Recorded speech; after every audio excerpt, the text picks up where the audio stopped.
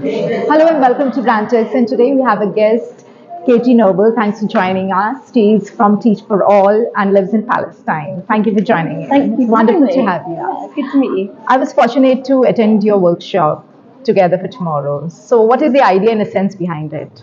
Yeah, today we did Together for Tomorrow. It's a series of workshops at the Peace Carnival.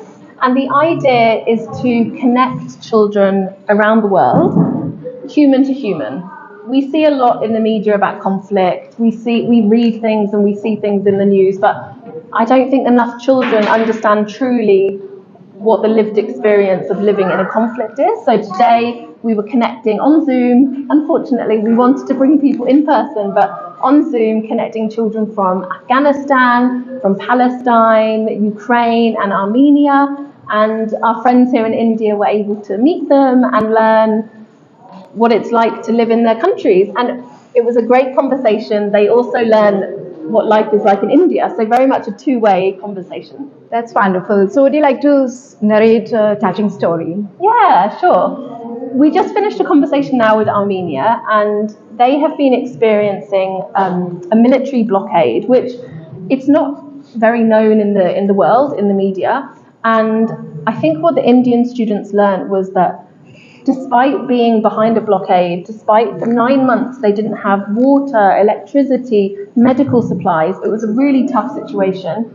The one student, Nana, I will remember this now forever. She said, "I dare to dream, and I will commit to still trying to learn." And she's been displaced 2 times, 3 times, but she's committed to still trying to learn, and she's developing her leadership skills to be the next generation of peace. That's so beautiful. In spite of all of this, it's a story of grit and determination. So, do you think open conversations like these, they're going to impact on the young mind? We hope so. I mean, it's very difficult to tell what effect this will have, but my idea is that we are sowing small seeds of peace, and we water them with these conversations, and we hope that they will grow into a tree. And that's certainly what happened for me. When I was 15, my English teacher, Mr. Bowden, he invited me to come to a club Tuesday afternoons, and it was an Amnesty International club. And the idea was that I would write letters to political prisoners around the world. And all my friends were busy, they were doing football and different things, and I started to do this. And I did it for 5 years. I was writing cards and letters to human rights victims. And then I became a teacher. 10 years later, I was a teacher.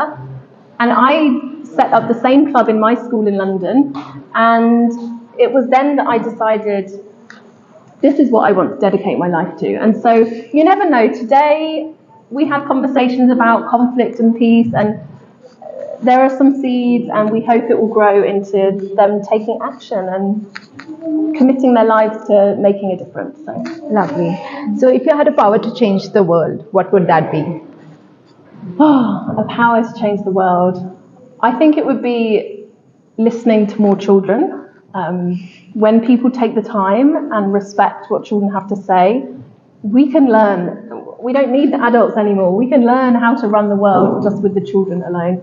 Today they showed such truth and hope and love, and they were really generous with their new friends in Armenia and Ukraine. And I think the world is set up in a way that's so adult-centric that the power dynamics don't allow children to have their right voice. So I have a baby, she's 2. This is how I'm trying to be a mother. I want her to, have a voice and influence me and influence the world. So sweet.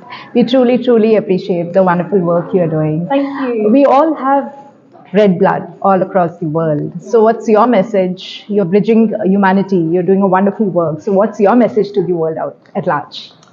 I think it's, let's be people that build bridges and not people who build walls. And let's be people who commit ourselves to solidarity and hope and peace and love, because these things don't just happen.